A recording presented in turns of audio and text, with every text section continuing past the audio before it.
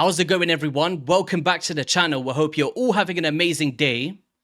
So there's a champion I've always wanted in Raid Shadow Legends called Nekmofar from the Lizardman faction, because he brings in decreased speed, increased speed, and so many fundamentals that we want to tackle the Hydra. But then in recent times, EOSTRID Dreamsong swooped in from the Sylvan Watchers faction as a fusion, and when I was first reading her kit, of course she was built for Arena as well, but she had so many similarities to Nekmo or the Hydra Boss. So I went for the fusion. I've now summoned her during a CVC, and she's a part of my main Nightmare squad, as you see right now. And she actually boosted my damage by almost 30 million. Well, not almost, she did do it by 30 million in this composition you see today. So we are going to be breaking this down fully. But I guess before we get into that, let's just go into the kits and speak about how great this champion is. So we open up here with the Blessed Dreamsong, which places an increased speed and an increased attack on all allies for 3 turns, whilst filling their turn meters and then granting an extra turn, leading into the Burst of Spring, which has a decreased speed and a weaken and a turn meter depletion, all in one phasing. And this is phenomenal, whether that be Arena, Dungeons, the Doom Tower, or the Hydra like I'm using today. Like, having all of this in practically one turn, very, very good. And just to put it into context of how rare this ability is, by the way, if we go into the filters, so let's just take off just Eostrid and go into debuffs, right? So we got decreased speed, right? And then we got weaken. So as you can see, she is the only champion on my account after 5 years that could do decreased speed and weaken in the same ability on a 3-turn cooldown. Like, this is AoE here, but single target on the A1. And then we got single targets on Growhawk. Closest to will be Suzerain Ketone, but this is a 4-turn cooldown as well as Ruella, all single target. But once we start breaking it up even more by adding an increased attack into the mix, she is the only one on my account that fulfills all these roles, not to mention all of the turn meter fills and increased speeds as well, just layering those foundations. But anyway, back into the A1 with the Slumber Wisp. She's got 100% chance to sleep, granted, you've got decreased speed or weaken active by this champion. So maybe in Arena or in the Faction Wars, you could have some play for this, very similar to a Siphi. But just remember, for that 100% chance, you need to be opening with this first, but could have some value if you're trying to sleep some revivers or some damage dealers, right? Speed Aura, I personally wish it was universal at maybe 19% or 20%, but they've gone for the Arena by 28, which does make sense, being a great turn meter champion, right, with increased speed and increased attack, and could definitely fit in some tag team arena battles if you're using Arbiter as your primary turn meter champ. With the Life Bloom, whenever this champion or an ally has their turn meter increased, will heal all allies based on their max HP, and the percentage value of the heal is half of the turn meter increase. So in today's video, I'm actually going to coincide it with Grando Pardrake, so they're doing double turn meter boost throughout the battle, just giving us some heals over the run, which is pretty cool to watch. So in terms of the build that I'm using today, I've gone with Reflex to give us a 40% chance to reduce a random skill cooldown. And the main reason for it is, on the A3, we're getting turn meter fills, leading to more attacks, as well as an extra turn to lead into more A2s or A1s. And if we have a look here, she's the Force Affinity, so depending on the rotations that you're doing in the Hydra, you could be getting weak hits from time to time, right? So it's just giving us those extra chance to reapply those debuffs to keep them up consistently. But there is many other ways you could consider. For example, so Perception, of course, giving you those accuracy and that speed, 2 of the stats that we want the most. You could be going with Merciless, maybe even Relentless Gear, Supersonic, or 9-set Protection. So many viable ways to build your EOSTRID Dreamsong, so don't feel like Reflex is the only way. And what I've looked for here is just mainly HP percent, defense percent, accuracy, and speed. Those are the primary stats that I'm looking for. So as we see here, nearly 70,000 HP, 3.6k defense. Sorry, I should be selecting Hydra here. So we're going at 280 speed in the Hydra. Crit rate and crit damage is something you could actually focus on, but after these other stats. And then enough accuracy to place our debuffs on those Hydra heads. So if we just head up to the Slumber Wisp, you can see it's a 5.4 multiplier on that A1 with the strong overall grading. So whether that be the decapitated heads that you're hitting, or maybe just trying to free up your champions that was digested, you know, if you're using ally attacks, you can definitely get some more damage if you can get some in there for sure. But even in the Raid Shadow Legends Stages tool, if you just put in any of the rotations you're facing or any encounter type, it'll give you all of the stats that you require to debuff your enemies. So if you're facing the Hard or the Brutal or the Nightmare like I'm showing right now, you can see the thresholds are about, You know, he's got 360 resistance, so we want to be aiming above that to keep our debuffs consistent. But I'll leave this in the description below for anyone to check out. So okay, in terms of the Masteries now, I've actually gone down to the War Master, trying to get some more damage over the course of the run, as well as the support tree going down to Rapid Response to give us some turn meter fills from the buff casts, as well as some debuff casts as well, getting some more turn meter there. Going down to Master Hexer to extend the value of our debuffs, primarily if you're facing some different affinity bosses. You know, you just want to keep that up just in case it wears off, right? If you get a weak hit on the next one. And then Lasting Gifts, trying to extend the value of our buffs, mainly for champions such as Mishinaki, who's in Relentless build. So if he's going turn after turn and outlapping his buffs, we just want to give him a bit of a chance, right? To keep those buffs active. And that was it, guys. So I guess let's just head into my Hydra team now, speak about how that's working, and then break it down. Let's get into it. So here's the team that I put together for the nightmare difficulty of the Hydra Boss, and it's all about the synergy between Grand Oak Pardraig and Eostrid, keeping our team alive and adding to our damage numbers for someone like Ryzovog or my Mishinaki. Because what Eostrid is doing is boosting our speed, boosting our turn meter, placing that weaken debuff to coincide with Mishinaki's drop defense, so we've got the full coverage of debuffs, right? And then we're also getting the increased attack for our Ryzovog, so he can deal some more damage. The reason for Grand Oak Pardraig, even though there's a bit of conflicts with the increased speed from both of them, is the double turn meter fills for more heals, the restoration of HP against decay, as well as the ally attacks to free up our champions when they get digested. And the combination of both of them definitely works together. And if one of them gets digested, at least we got double coverage for increased speed, right? So it's not the end of the world. Ryzovog and my Artak are both in a taunt set to control decay. I've got no designated provoker champion. And it was actually sad to see my Snick Track go. He was my decreased speed champion for the longest time ever. So I took him out, put Eostrid in with a Marishka and Unbreakable first. It worked very well. And then I was looking at the team like, do I really need that much heals? Because it didn't seem like I was mitigated. So I took Marishka out, put in Grand Oak Pardraig, and it exceeded to one of my best keys yet. And then last but not least, we've of course got Firo the Barkhorn in the team, who's bringing in block buffs, decreased accuracy, increased resistance, and perfect veils to counter the Head of Torment. And it just stops us from getting our buffs stolen from Mischief and resisting pretty much all the debuffs coming our way. But then Grand Oak Pardraig is there to cleanse this off, just in case some debuffs slip through, like a Provoke. I'd say the one downside of this team is if you don't get decreased attack on Head of Wrath, it could be an insta-wipe. Because there's no strengthens and no shields, right? And someone like Ryzovog could just drop down. So what I'll do is let you enjoy this team, I guess, for a little bit. I'll speed up with some music, come back to you towards the damage and break it down a little bit more. So let's get into it.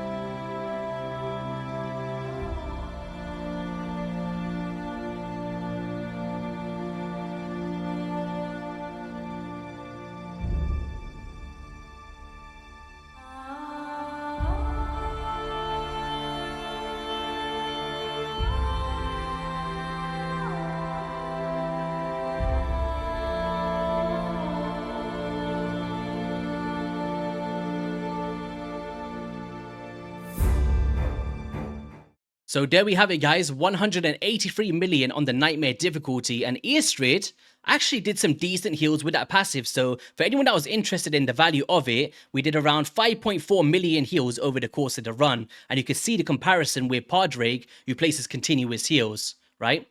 Ryzovog did 43 million damage, as well as a bunch of heals from those leech debuffs. Fyril the Barkhorn, he done some decent damage here as well, 14 million. 34 million from Artak, Mishinaki with 72 million, and overall just a really cool team. Like, over time, I may consider putting Lady Mikage where Pardrake is, maybe to pair up with Mishinaki, boost my damage a bit, or if I pull in a Krizia or something, or decide to build a Trunda team, which I don't think I'll ever do. I just enjoy coming up with different teams every month or so. It just keeps me enjoying the Hydra, I guess. But I did want to show you the team that I used before that. So you can see 156 million was my previous best score on the Nightmare difficulty. So to boost me by 30 million is definitely what I've been looking for my Hydra Clash. And it was all down to Eostrid giving us that weaken debuff that was missing prior because Lydia's in my Brutal team, right? So in terms of the gear that I was using on these champions, I've actually got a Reflexing Grand Oak Pardrake as well. And the main reason for it is the Fire Nate Hard 10. That's what this build's for, going at 300 plus speed. But it just works very well in the Hydra Boss as well. Going down to support and War Master Trees. EOSTRID Dreamsong, we've already seen that. Mishinaki actually took some gear off, so a lot of room for improvement. As you see, only 160% crit damage and decent speed. Usually sits around 240%, but I've been preparing for a different guide. So you could just imagine, he might have been doing maybe 100 or 80 million or 90 million, boosting us even more. And Masteries, we've gone same, support and offense tree here. I'm actually changing him to... I'm just thinking now, is Relentless and needed? Let me know, guys. How have you built your Mishinaki? I might re-gear him. Maybe put him in some lethal, deal some decent damage. Who knows? Fyril the Barkhorn is in a protection set. I'm still aiming for that full protection to give us a bonus, right? Of some extra damage. As you see, 10% more damage here. Or 5% for each buff placed by the wearer. And as you see here, he deals some more, and also block buffs, increased resistance, you name it. Fyril the Barkhorn is a main component of my team, going at 282 speeds, decent crit rate and crit damage, and accuracy and resistance, mainly. And Masteries, I believe, support and offense as well. Same theme with everybody here. Ryzovog was in a taunt build, as I mentioned throughout the run, going at 228, 240% crit damage, and nice survivability. Masteries, very similar as well. And then we got Artak here in a very similar build, mainly for Spider 10 hard, but also for Hydra in Provoke set. 266 speed, crit rate and crit damage, not a main focus, and just high survivability. Because remember, we haven't got any increased defense or shield, so we need these high stats to survive those hits, especially in the Nightmare difficulty, right? So I've just decided to switch around a few pieces on my Eostrid for some more speed, just for the arena. So we're now going at 323. But it's going to be very similar to like Alessandra or an Arbiter. It's all about that turn meter boosting, giving us increased attack for our damage dealers, and overall just controlling the enemy so they're not taking as many turns. Because as you see here, we're going to turn meter fill ourselves, give the increased attack to our damage dealer with an increased speed.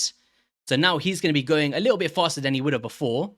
And now we're going to drop down theirs as well whilst placing a weaken, right? So technically we don't need a Duchess Lilitu here. Could be another turn meter booster, for instance. But just to make sure he doesn't die. And then now we're going to come through with our big nuke. Boom. Okay, this is actually pretty cool. Now we can test out that sleep. So now that he's got the debuffs on, this should be a 100% chance to sleep. Let's go boom. There we go. So let's just say this was a reviver, for instance. It can nullify that chance of doing that, but you can simply just wake them up again, which is one downside of sleep. All right, let's just take him out now. Boom. Nearly there. Let's just do full auto. Let Eostrid get the last hit. There we go. So let's just do this one as a final team. I've actually put Morag in there. I was supposed to be doing a video on her. I've got the thumbnail ready and everything. Just hasn't got around to recording it yet. But I've really been enjoying this champion. But let's go again. Boom. All right, nice. Drop down the turn meter with a weaken. We're going to get an increased defense from Pardrake. Go with an ally attack. Let's take out the... Take out him. If we can, maybe. Nice. And now let's go with a ally attack on... Actually, no, let's go with a big damage. Nice. Let's go. Let's go, Morag. A1. Take him out. Let's go with another attack from Morag here. Pretty fun team, actually. I might use this one for the video. Just pretend that you've not seen this part yet, guys. Let's go. Yeah, pretty cool. Look at Morag putting in those numbers. Putting in those numbers. We're actually going to see more of Morag right now. So let's just head into the Dragon Run to wrap up this video. I think it was stage 24 I was doing. Yeah, let's just head into this. Yeah, guys, I guess on that note, that is going to be all for today's video. If you did enjoy it, be sure to hit that like button. And, you know, in a team like this, let's just say you haven't got a Lidida Death Siren. You've only got a decreased defense option, like an Ugo or a Genzin, as we do. Let's get him out. Well, basically, Eostrid can come through, give you that weaken, slow down your enemies, give you some heals, turn meter fills. So not just a Hydra champion, not just an arena champion, but it's just, you can use it everywhere, right? The Doom Tower, the dungeons, the faction wars. She just has a lot more value than maybe we first thought from first glance. But yeah, on that note, have an amazing rest of your day, guys, and I'll see you all in a video soon. Peace.